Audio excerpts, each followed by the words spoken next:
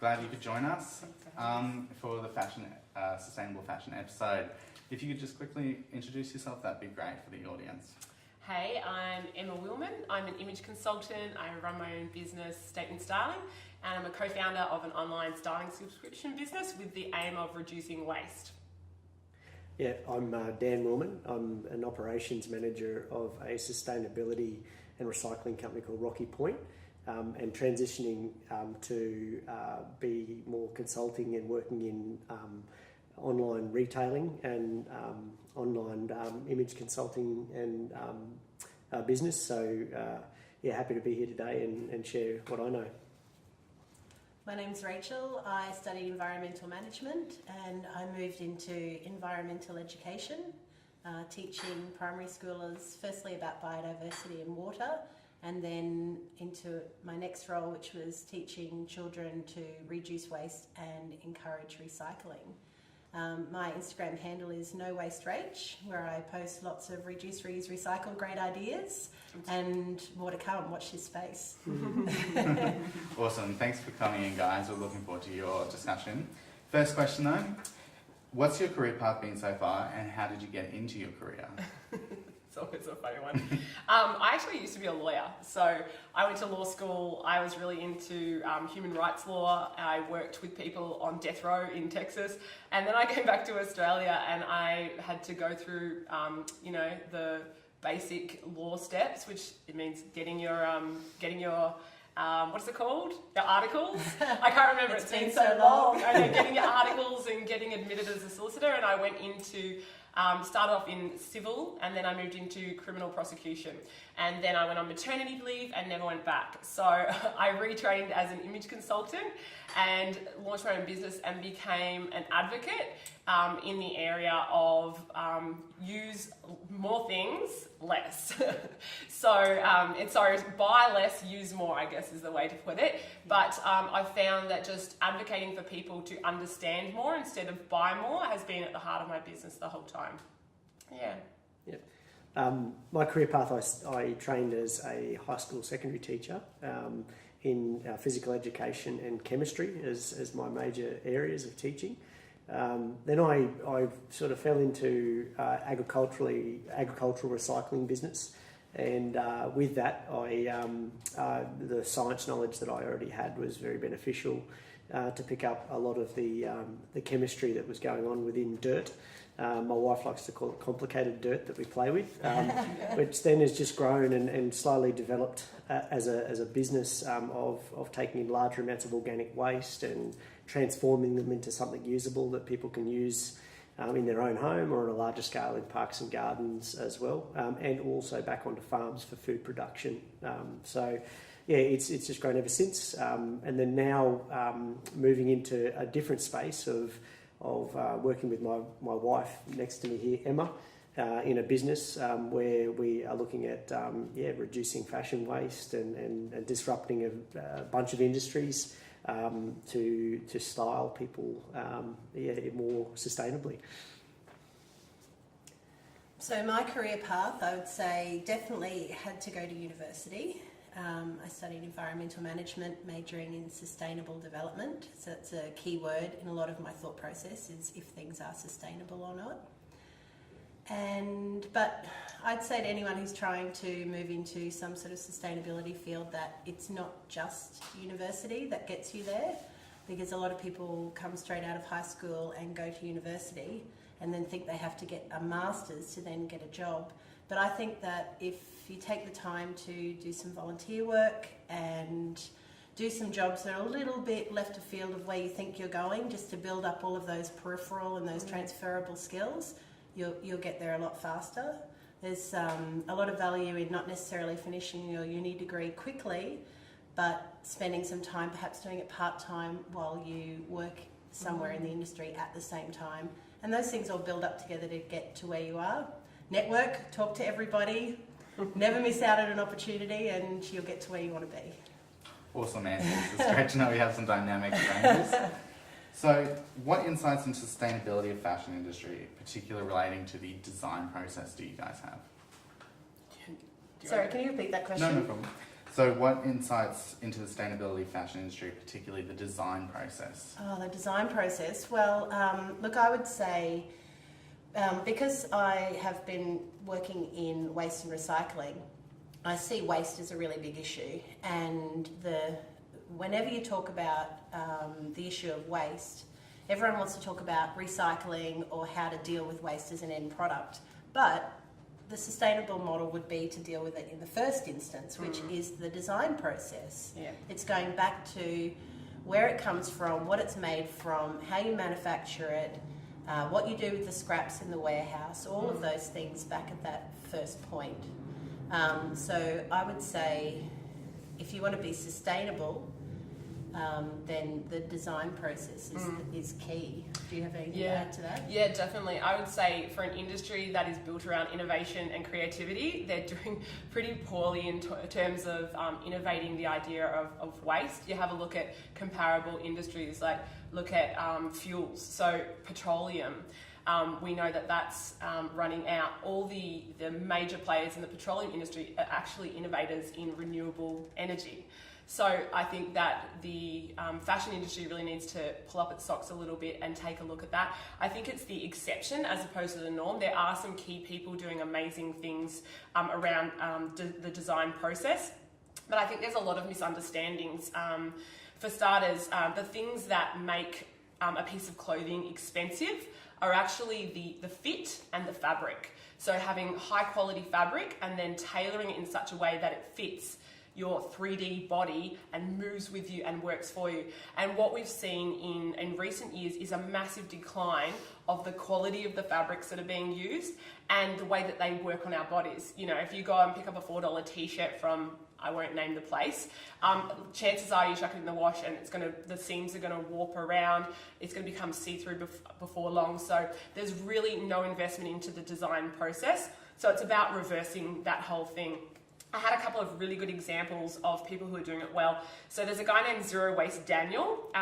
He basically goes around and collects all the scraps from pre-consumer New York City garment industry shops, and he sews them together and rolls them in a really unique way to make garments. He does like mosaic designs and creates these designer t-shirts, and it's using completely, things that would, I think it's about just scraps. Yeah, it's about a pound of fabric for each t-shirt that he saves from landfill. So he's doing that, and it's amazing what he creates. And you're saying that's fairly reasonably priced Oh, as well. it's What he sells them for. Exactly, Yeah. compared to a designer t-shirt, Yeah. which is, there's a brand here in Australia that they have a designer t-shirt which is $180, and it's literally a regular t-shirt with the name on it, and you see all the fashion bloggers wearing it, and you see people who think that they're stylish and they're wearing this $180 t-shirt that actually isn't a very good quality garment at all. So I think we need to get back to first principles and understand what makes a garment expensive, instead of being so influenced by celebrity culture, being influenced by this disposable one-wear approach. The other one that I really wanted to point out was the Australian Vogue fashion editor, or fashion director, Christine Centenera. She actually joined forces with designer Josh Groot, and they have a luxury brand called Wardrobe NYC, and it's essentially a capsule wardrobe. So instead of, in the design process, instead of quick and broad, they go really long design process and really narrow.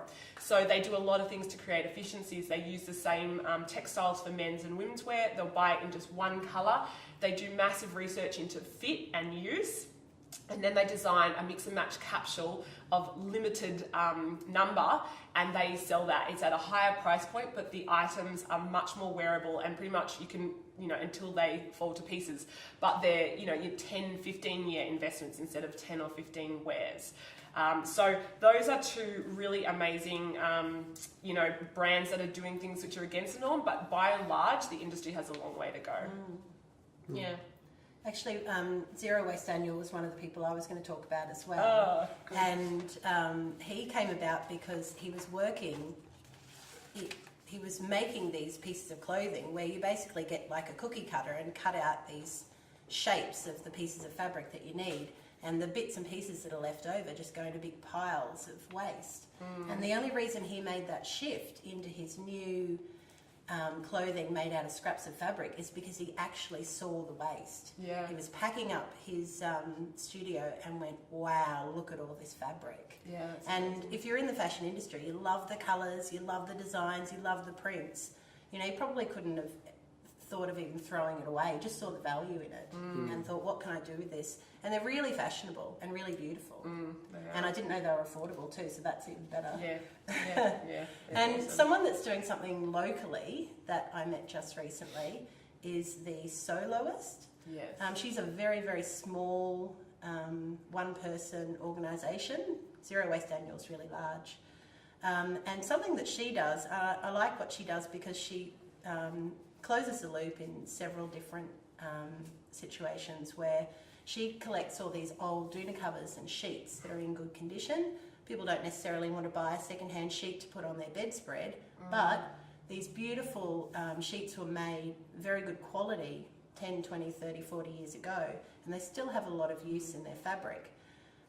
So she makes clothing to order, which is another sustainability thing that can be put into the design process. If you're making bulk things, thinking, I want to have a lot of every single size so that people can buy it, you're going to have waste because every single piece is not going to be made. You're going to be making more than you need, so people have the option to buy it off the shelf. If you make to order, then you're only making what's required, and those aren't going to DFO, to landfill, to wherever. Oh, there's another one in Brisbane. I think Alice Nightingale, I think is her name. She is the same. She only uses sustainably sourced fabrics and buttons and zippers, and she hand makes, you know her? Yeah, she's pretty amazing. And beautiful garments too. Yeah. So there's lots of things to consider in sustainability. There's the fabric choice and whether it's a non-renewable resource made of petroleum product. Or whether it's a natural product, or whether you want to go as far as being organic. And then there's all the waste of whether you want to make to order or not, and what you do with the scraps of those fabrics in the end. Because really, clothing is a non-renewable, non-recyclable product. So we really need to be much more sustainable in the first instance than trying to deal with it at the end. Good point. Great. So I've combined two questions in response to those answers. Do you think the onus of self-education about start to finish of production of these garments is the onus is on both the creator and the consumer? And do you think that's the way to combat the issue in regards to sustainability? This will probably be good for you, Dan, in just the overall circle. Yeah. No, I think definitely both. As a consumer myself, in a menswear, I've been educated, and luckily enough, my wife is a personal stylist, and I've thought a lot more about how I buy clothes, and what clothes I wear as well, and what clothes I don't actually need, and how wasteful I've been in the past by just looking at a price and grabbing something because it's new, but as soon as it sort of that shine comes off, I've thrown it away. So now I have probably more of a limited wardrobe, but I've selected items that actually fit well, like fit for purpose for myself, and also are well made. And I think of things like price per wear. So if there's something on the, you're wanting to buy, it's like, well, how many times am I going to wear it? And that price per, because some things may be more expensive, but they're actually a lot cheaper when you look at it from a price per wear point of view.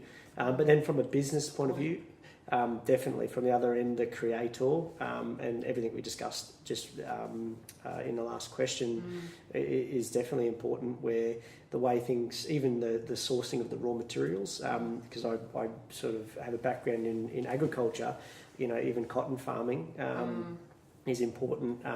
Where they're actually sourced, leathers and stuff like that, that's a very, very big polluting industry, tanneries and stuff like that. So companies, the supply chain is very, very deep. So it's important even to look at how some of our retailers score on their sustainability. And there's studies done every year to do with that, how they're scoring in even the transparency and traceability of their supply chain. And we can access Is that that. in the ethical shoppers guide? Yeah. Ethical fashion guide. Ethical Yeah. fashion Yeah. guide. Yeah. Right. And we can access that. Anyone can access that now that we all have lovely internet. Yeah, because it's all available. Absolutely. And I never knew that a few years ago. They make it easy. Yeah. Yeah. And I don't, I'm not sure I don't think it's a guy or a girl thing. I think it's, men's fashion is just as important. We're taking, fashion a lot more seriously these days with what we wear as well. Men being styled, and we have our part to play as well. And it's something that we can look into, and companies, or the creators need to absolutely take seriously. Yeah, I was just going to add to that. When I started, reading the ethical fashion report, so Baptist World Aid are actually the ones who put out a biannual report, and they score, I think it's 104 different brands from A to F on things like ethical production, supply chain, transparency, the way they treat their workers, etc. And I was really happy to read that there's a couple of the brands 2 years ago that have really picked up their game. So they've shown agility. They're actually incentivising, in a way, by producing a report like this, better practices. And I think it's crazy that a charity like Baptist World Aid is the one doing this. Like, this is an area in which the government could really contribute to create a culture of transparency, accountability, because we all know how supply and demand works. They supply it, we demand it. And so it's the consumer's responsibility to demand something better, but it's also the industry's responsibility to supply something better. That's an update. Yeah. This is what I was going to point out. So this research, it covers everything from raw materials, inputs, production to the final stage production. And I was personally really surprised at how many areas there are which sustainability affects. So farming, animal husbandry, you've got extraction, refining, you've got your embroidery, dyeing, knitting, spinning, your tanning, your plastic processing, moulding, you've got your cutting, sewing and printing. That's so many industries that are involved in the sustainability process. It's not just where you shop at the shopping centre. Yeah. It's everything behind the scenes that we don't necessarily see locally, because a lot of it's done offshore. So a lot of people come at this with the approach that, I shop pretty responsibly, not realising all the other people's lives that have actually touched that garment that you're putting on. Yeah, definitely. Yeah. When we talk about whose responsibility things are, I just wanted to talk about an environmental management concept where to come up with solutions to an environmental issue, there needs to be a range of government enforcement, market-based incentives, and grassroots education and understandings of the issues. Yeah. So if anyone hasn't heard that before, the top-down approach where the government enforces things, it's very fast-acting. If they say, you now can't do this anymore, there's a big ban on it, it will stop immediately. But it's not long-lasting. If the government takes that ban away, we just go back to our old behaviours. Market-based incentives, and actually I think that falls into that as well, perhaps, with the A to F, sort of trying to shift people's behaviour in either direction. But generally it's a monetary thing. If you make the choice that you want people to use the cheaper and more affordable choice, more people are going to shift in that direction. And then at the bottom there is all that understanding, that ethics, that ongoing education where people make their decisions. And that is key. That's so key in all decision making, because all these other things can help you make immediate decisions. There could be bans, it could be affordable. There's all these things that make you make those decisions, but you have to have that education throughout the whole process, because education is the thing that's long lasting. Once you know what pieces of clothing you should be wearing and what they're made from and how much you should, and what questions you should be asking before you buy them, it doesn't matter what other interventions there are, you'll make the right decision because you were educated. That's So good. That's you've good, got to Rach. have that in there. Great. So now we'll take a sort of business tilt, but feel free to keep it in the prism of sustainability. Australian fashion has grown to adapting international looks and now developing its own identity. How have you seen the growth locally and nationally, and what opportunities do you see in the industry? I actually disagree with the statement that Australian fashion has grown from adapting international looks to developing our own identity. Feel free. So yeah, to be honest, I actually haven't seen that. You do see the success stories like, Sass and Bide, they're big on the international market, but for every one of those stories, there's a massive flop story. I don't know if anyone heard of Willow, the brand. So Kit Willow she showcased her designs at New York Fashion Week, I think it was in 2010. She ended up getting financial support from the Apparel Group, which owns a bunch of Australian brands, and they progressively took control of her company and then drove it into the ground, and she got kicked out and it died. So there's brands like that are getting run into the ground and because they're not managed well. So I think in terms of our fashion industry, I'd actually say we're far more influenced from America and Europe than we would like to admit. There is a bit of a happening fashion scene in Australia, but you've got the only real forums for them to succeed are places like David Jones and Maya, which have quite an exploitative approach to them. They have them, they limit them to concession stands within their business, and their whole business model is broken. They have massive markups which they win off, and not necessarily the designers, and then they make their money at sale time. Their business model is geared towards making their money when they sell them at 60% off. So it's quite a bad business model to begin with, and I think there's a real lack of genuine support for Australian designers. So that's one thing that I would say. The other thing I wanted to talk about was so opportunities would be around, Australia has a unique climate and culture and lifestyle. So the things that are being done overseas don't necessarily work for us anyway. So that's where I think the opportunity is to use fabrics, cuts, items that we can actually wear in our climate that are low maintenance. The difference between Australia and Europe is we actually have a really, really high cost of living, higher than Europe.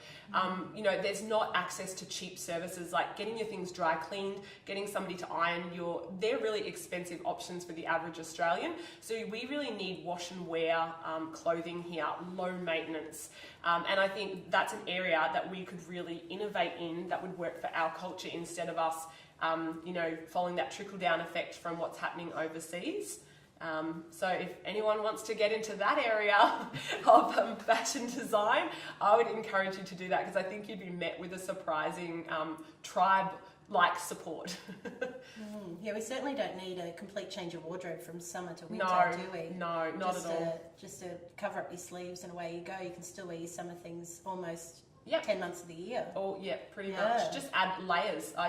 When I'm doing somebody's wardrobe, I do divide it roughly into two, but say 2/3 of your summer wardrobe can still be worn through winter with layers, and then the layers that you actually do need are very, very light compared to European winters and American winters. So we just don't have a lot of need for as much weather-based warm clothing. Yeah.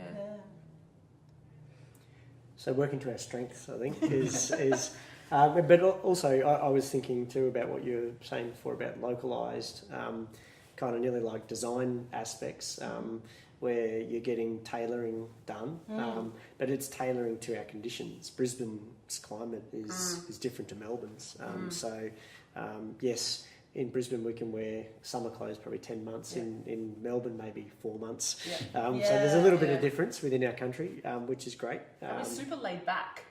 As a country, we're super laid back. I was so shocked when I went from a law office in Melbourne to a law office in Brisbane, and I'm seeing open-toed sandals and singlet tops, and I'm thinking I came from three-piece suits and stockings and covered everything, so we're very laid back in the way we do business. I think the further north you get, it's more and more laid back. Exactly.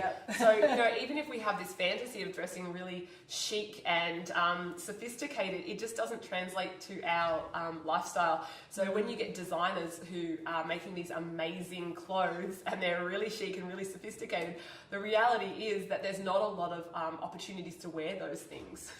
I think part of our identity in the Australian fashion design and industry is sort of our what we actually do as a culture too. So we've seen some big successes in activewear and swimwear as two types of fashion. But yeah, there's probably more to go. That's just only two areas that we as a culture we sort of spend our time in at the beach or and at the gym and outdoors with activity. Definitely I think maybe working towards more of sustainable or sophisticated sustainable style would be somewhere where we could definitely sort of create our own identity and where we may be a little bit influenced by overseas or global trends and interests. Yeah, I'd like to see, I think generally with fashion, I always think classic is better than trendy. And if you ever go travelling in France, I just think they're so stylish and they're not wearing anything outrageous. They've just paired a pair of jeans with the right boot, with the right jacket, with a little simple scarf, and they go out and you just think, wow, how do you look so fabulous? Because there's this sort of, this finishing that they have that we lack in Brisbane. We do. Yeah, we're very casual. I think all of us, to be honest, I feel that one of the biggest problems is that we actually don't understand how to wear clothes and how to strategically buy clothes. So people are buying one-off items, showstoppers, instead of buying building blocks, which is what the French wardrobe is based around. It's like high quality, long lasting building blocks of a wardrobe, and then they add personalized touches, like you're talking about, like scarves or brooches, or some things will be really cheap and cheerful. That's something they've got from the markets. Something will be an heirloom necklace that their grandma handed them down, but it's so unique. The combination and the meaning it has to them is so unique that they love it, they hang on to it. We've really lost our emotional connection with our clothes. Statistics are showing us that we wear them less than 7 times. If you didn't like someone very much, you wouldn't go on more than 7 dates with them. But if you really liked them, you'd stay with them forever. And I think that's the difference in the French approach to dressing, which is what I teach with wardrobe capsule building, is buy things that you love and that you're going to wear forever. And if you want to update and modernize, you can do that with accessories. If you want to try some trends, do it with a print of a scarf, or do it with, a finish of your shoe. Don't do it with the building blocks of your outfits. Know the difference between an investment piece and a staple, and then just, a special interest piece, which is going to be, used in a couple of years and not last a long time. We're spending all our money as Australians on special interest pieces, and they're sitting in our wardrobes or they're in landfill, basically. Yeah, that's right. This summer we've got to wear Hawaiian print. Next summer it's something else. Please don't wear I feel like we sort of stumbled on an opportunity there of wearing practical clothes, because people in Brisbane want to wear something that's simple and practical. It's something that's really good quality and stylish, that has that fit and that finish to it, that can go throughout the season. I think if you have quality items, like you're saying about the French, if you actually pair a bunch of quality items, that's enough. It's a little bit like cooking. I used to make pasta and used to have about 20 different ingredients in a pasta dish. But if you actually have quality pasta, some beautiful olive oil, maybe 1 or 2 other ingredients, and 3 or 4 ingredients together, it works. It works. And with clothes, you're not lacking anything. Maybe what you're saying too is, pair 2 or 3 quality garments, put them together correctly, and what you get is something that's sustainable and also a really good finish, a fashion, like a style. I shouldn't say fashionable finish, a style. Like a styled finish, that's timeless. Yeah, absolutely. Yeah, I just have to say that I'm not trendy or stylish at all. I just wear things that suit my personality. So while we're talking about style here, no judgment on anything that we're wearing here today. But we talked about opportunities. We have talked a lot about opportunities, but the one thing I wanted to say about opportunities is that if you sit down and just be mindful for a moment, you'll recognise what opportunities are out there. If you look at the life cycle of a garment or of a closed loop system, and you can see where the flaws are in the system, and you can say, well, we're using we're not using enough of this fabric, or there's too much of this scrap going in the bin here, or this piece of clothing doesn't last long enough. You know what the issues are in the industry, and you know where the opportunities lie. So just sit down and think about it for a moment, and those opportunities will be really apparent to you. Yeah, that's good. Fantastic. Well, you've all touched on it, international markets and also their way of doing things through styling and identity. But what do you think they do better than we do? What's sort of unique about it? Or what can we sort of take from them in sort of the UK and US markets?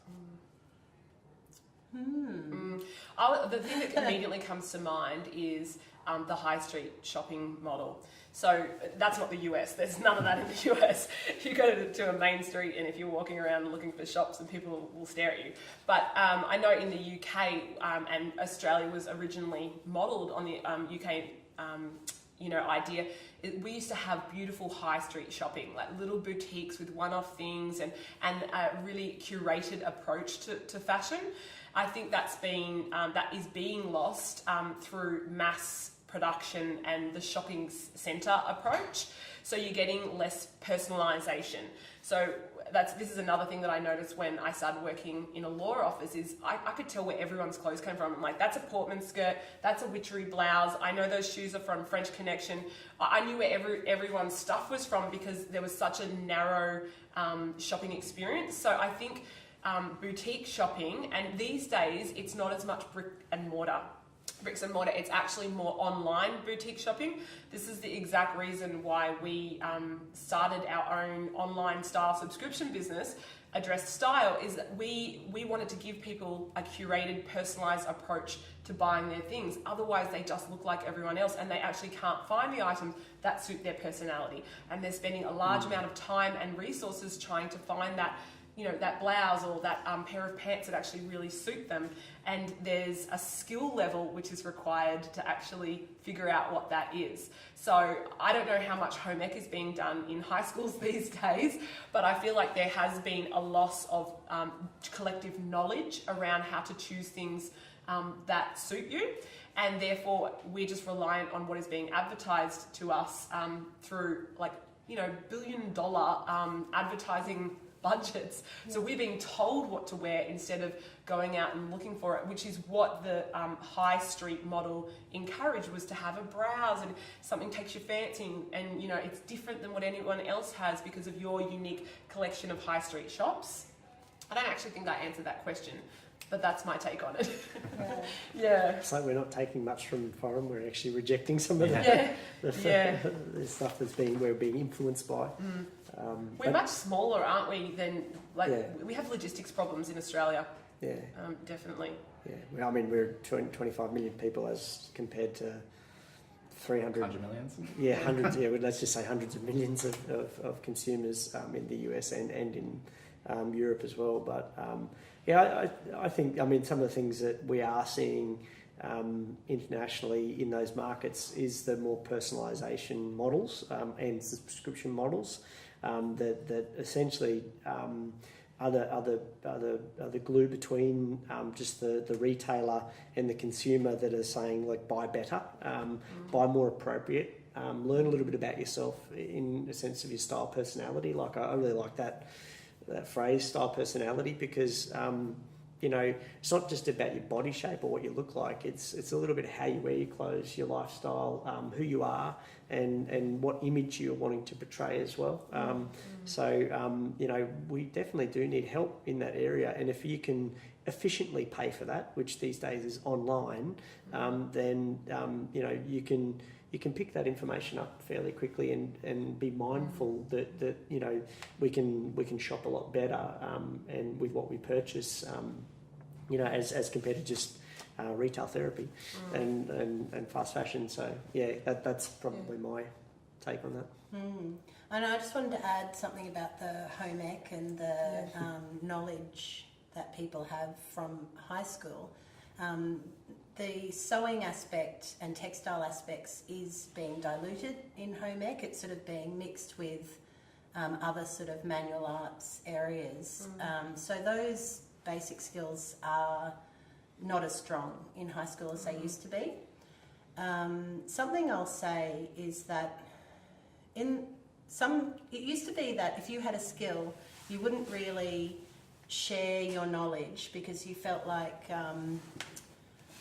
you could sell your skill in some way, and if you shared it with everybody, then they could just do it themselves and your value would be lost. I think it's the total opposite of that. Yeah. I think if you can teach somebody how to sew a gun, if you make your own clothing to sell them, I think it's really valuable to also teach people how to sew their own clothing and how to repair their own clothing, and don't think that they're taking anything away from your business by doing that, because if they know how much effort goes into making a piece of clothing, they are going to value your clothes much, much more. So don't be scared to hold all of those skills into yourself. Share. Yeah. Because if you've got them, the industry needs them, and it's just going to build the value of the industry. That's good. I might articulate this one for you, Dan. But towards the circular economy, do you think they're doing something better than we are? When you say they, meaning organic recycling? Like or, the UK or the US? Sorry, okay. I'm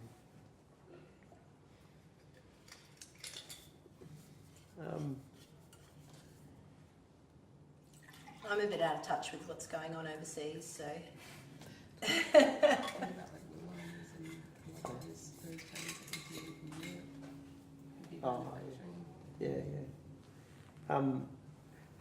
I think in my industry, in terms of circular, they're more advanced. They're sort of a little bit further along the road. And one space that I play in is food waste. So as food waste is only just becoming apparent in Australia that, oh, hang on, we've got a lot of this resource or this waste that we could actually utilise. And from a governmental level, like it's like they play catch up a little bit. So in the US, particularly, they're in many states they collect food waste on an industrial level, and they create energy from food waste with different processes like anaerobic digestion, and collecting gas and then creating electrical energy. I know in parts of Europe they've been doing it for many years. They've been doing it for 50 odd years, where they need energy, because energy is such a thing with cold winters that they need heating energy, and so it's been like a way of life, whereas we've been kind of complacent for a long time. So circular wise, like taking waste to create energy and then funnel it back within a community, they do a lot better. So I think in Australia, being community minded, that we need certain aspects in this where a city council can have such a positive effect, where they come in and they have like an approach where they educate the community and actually put infrastructure in place that the community can utilise. Whether it is a waste to energy plant where we're delivering waste and we're creating energy to then farm back out to that same community, and that's a beautiful circular thing to do, or create little hubs even. I know that in Brisbane, around Brisbane, there's certain hubs to rent tools, because not everyone has tools and stuff like that, so they can go in and rent something rather than actually going out to the hardware and buying something that's a couple of $100. You can also rent clothes. And you can just bringing it back to fashion. Renting clothes has become something, because to go and buy a very for a formal dress, is a lot of money, and high school students, they don't necessarily have that money, or adults too. Well, parents, and so the rental side of it has become very. You might want to comment on that. I was just going to say, I heard recently of a factory in Hong Kong that you can take your old clothes in, and it takes 4 hours, but they actually recycle them and create them into one new garment.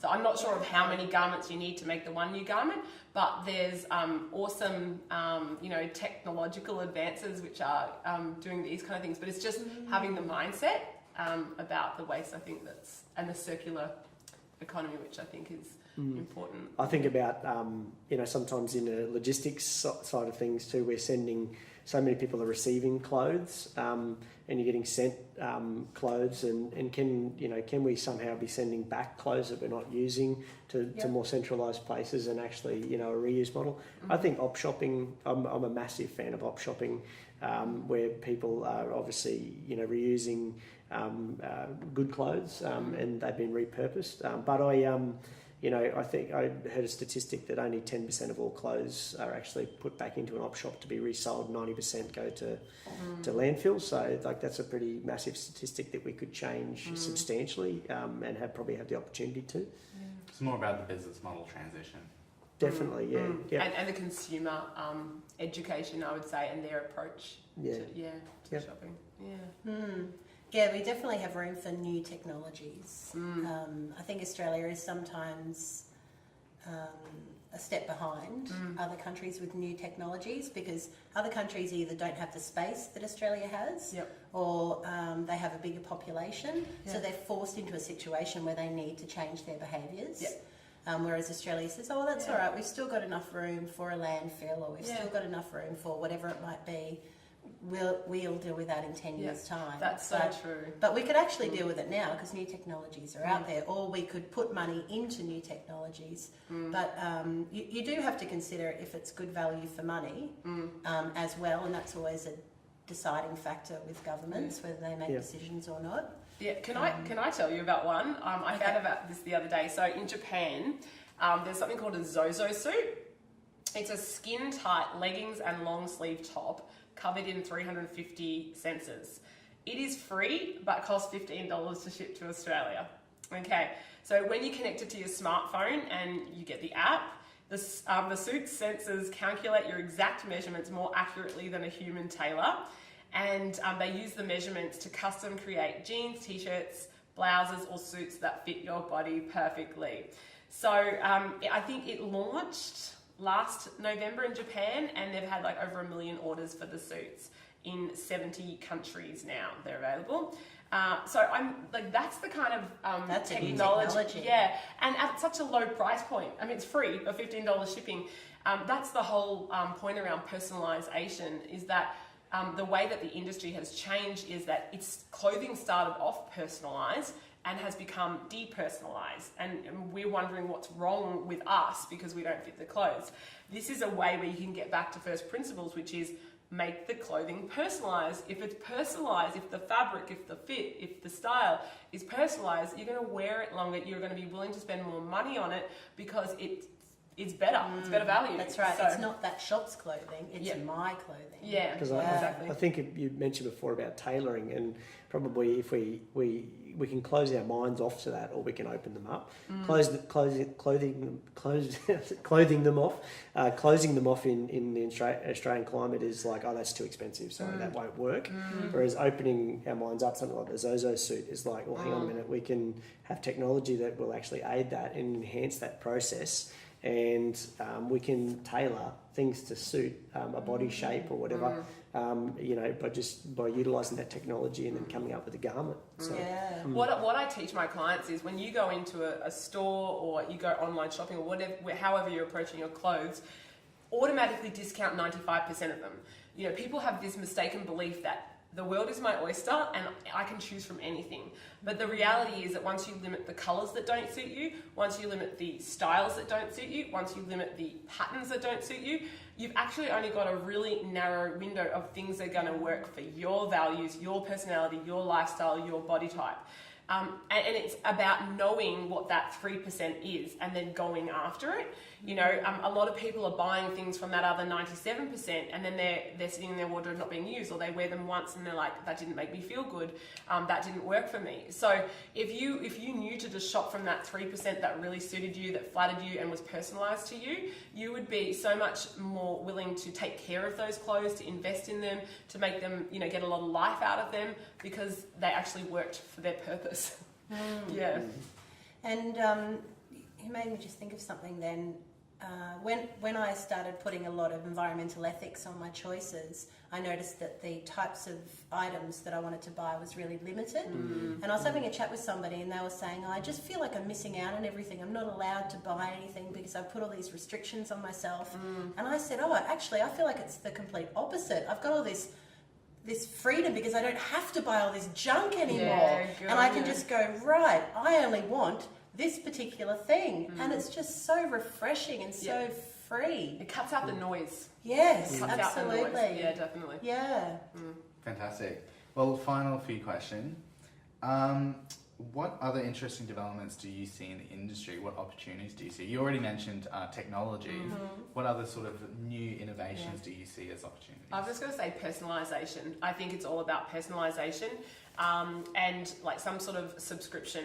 So, you know, with the rentals, I know in other countries they're doing like baby wear. You can rent your, kids grow really fast. cute. So you can rent your baby's clothes from, birth to 3 months, 3 months to 6 months, and you just send it back. And the subscription model is awesome for that. I mean, we don't grow so fast as adults, but we do go through changes in our needs and the longevity of the clothes. But particularly for special occasion, I would say subscribing to some sort of rental for special occasion wear.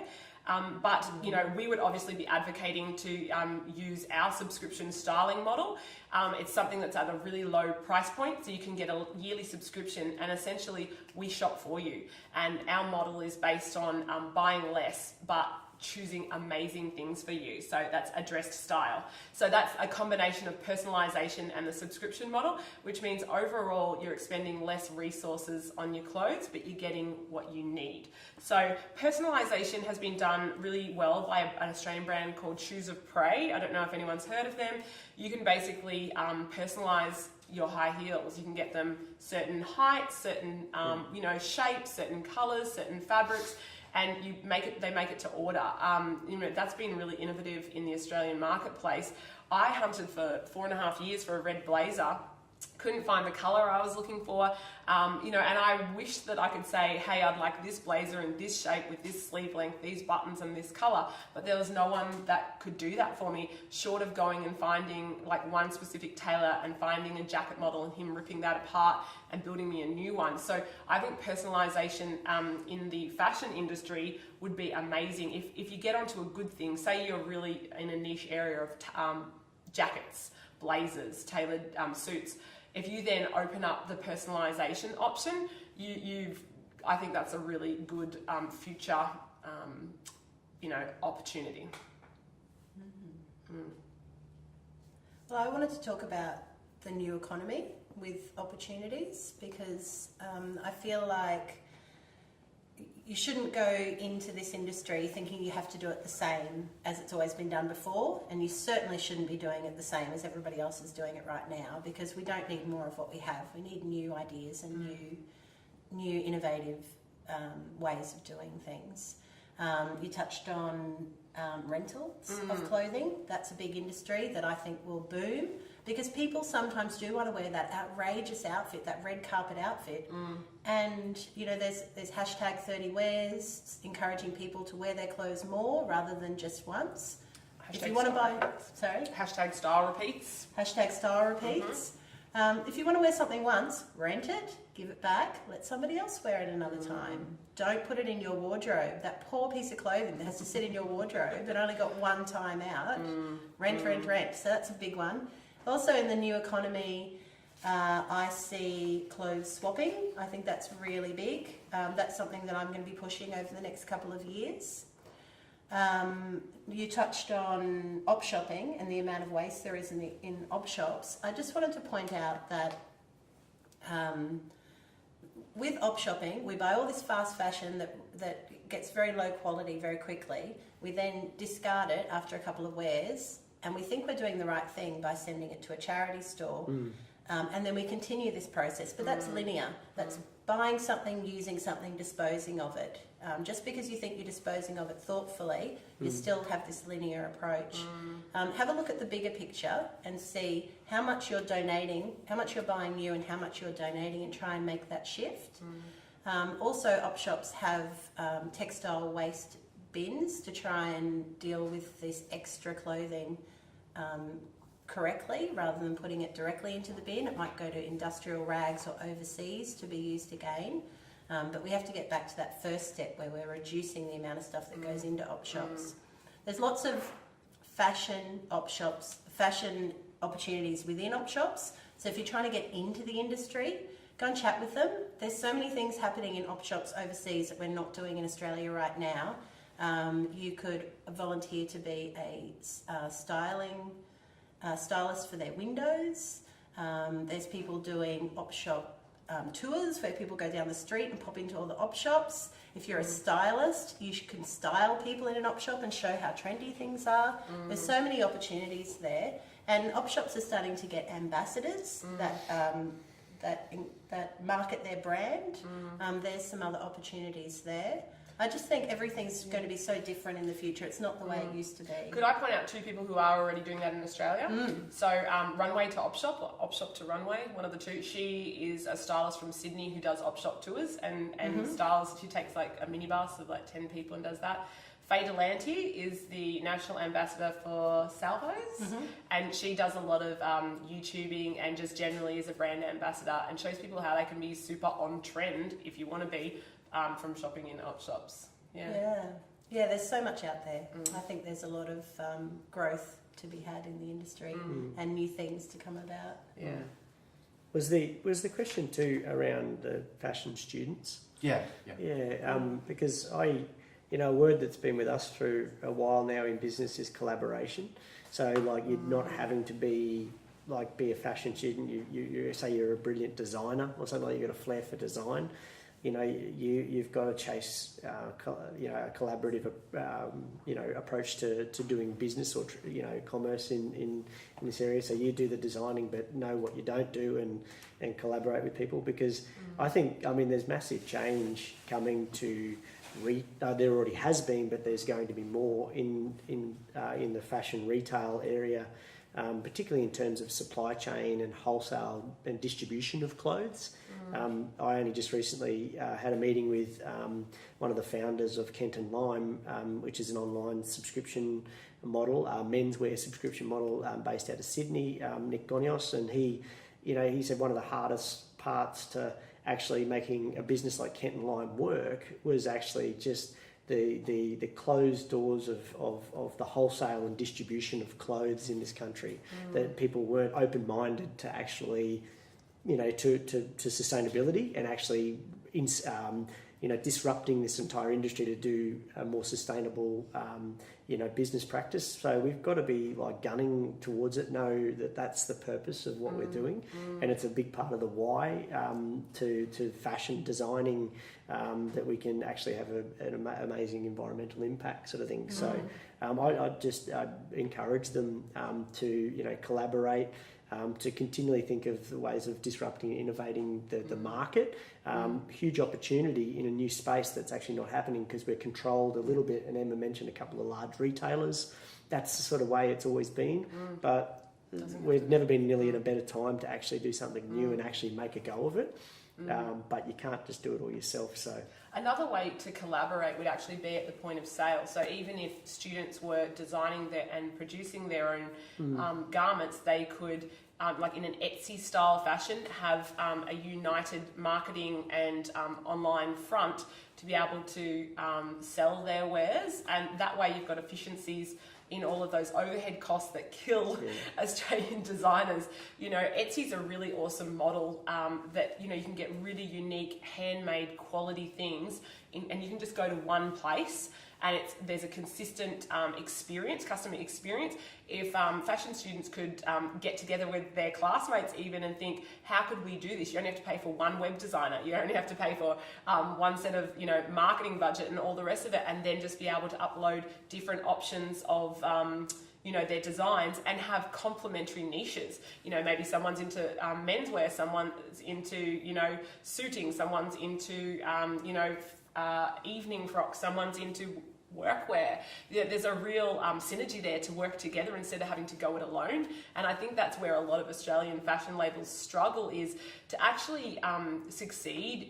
You don't just have to be creative, you have to have business savvy and business longevity, and that's an area that where you create efficiency through collaboration, you're going to last longer in the game.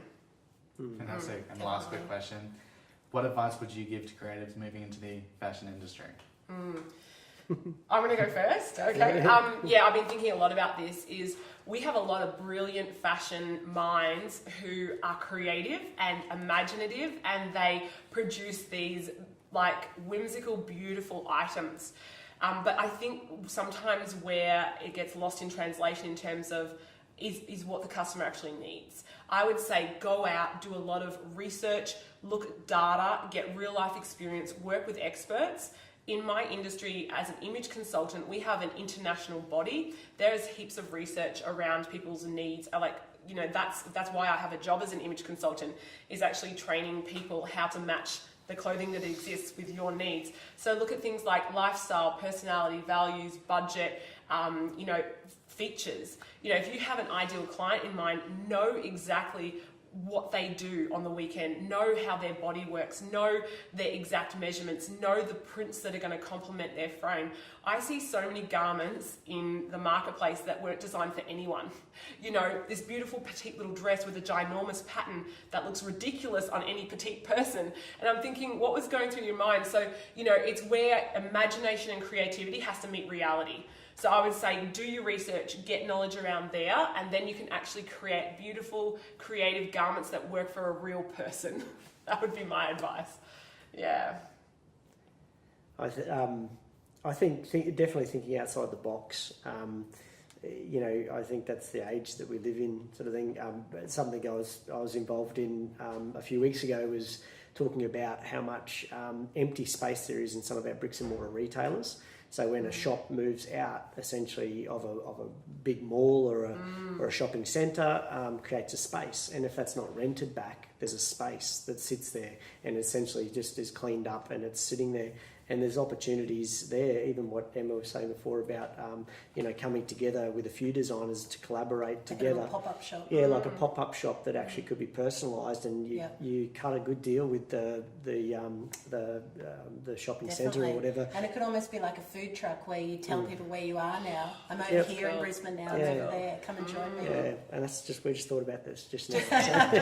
Putting it together now. But that's the sort of thinking, I suppose it's the entrepreneurial sort of type of thinking. Yeah, and if you're not an entrepreneurial sort of brain, then collaborate with someone that is. And but I mean, it's a lot of hard work.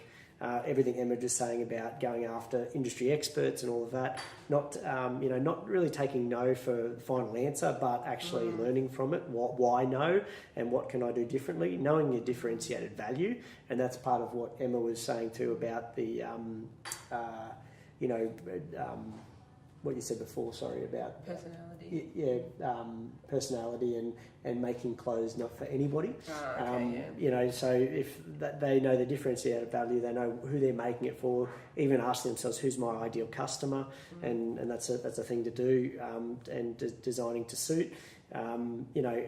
Because I think people are past a little bit of the copycat sort of stuff, like just copying what a big business has done.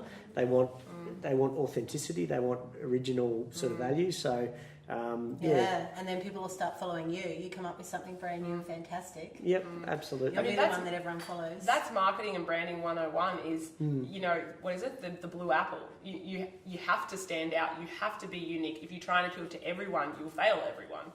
So being unique is a really important aspect of succeeding. And I mean, lastly is I don't set out, in a business sense to make mega bucks. I think set out in a business sense to solve problems and to put forward new ideas, to be generous. And I feel money will, they'll be remunerated for that. But they really need to understand their purpose and why they do what they do. Yeah, I think, share your skills and your knowledge, collaborate with people, do something that's not already happening in the industry. We've said all these things before, but just put them all together. And, if you've just come out of university, you've just done all of these assessment pieces where you've had to do something in a measurable way with a deadline that's of really good quality.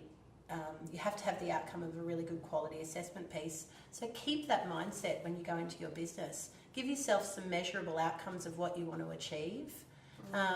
Take advantage of opportunities. You may think, oh, this isn't exactly where I want to end up, but it's better than what I'm doing right now.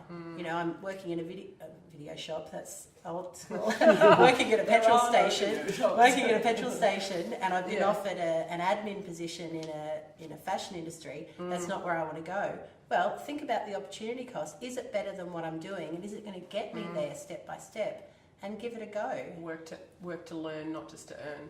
Yeah, absolutely. Yeah, and if you don't have those skills to achieve measurable outcomes and do it step by step, then collaborate with people that do. Yeah. Fantastic. Well, thank you, Rachel, Dan, and Emma, for joining us on Take a Seat. Wonderful. Thank you. Glad you could join us for our episode on sustainable fashion. Thank you. Thank you very much.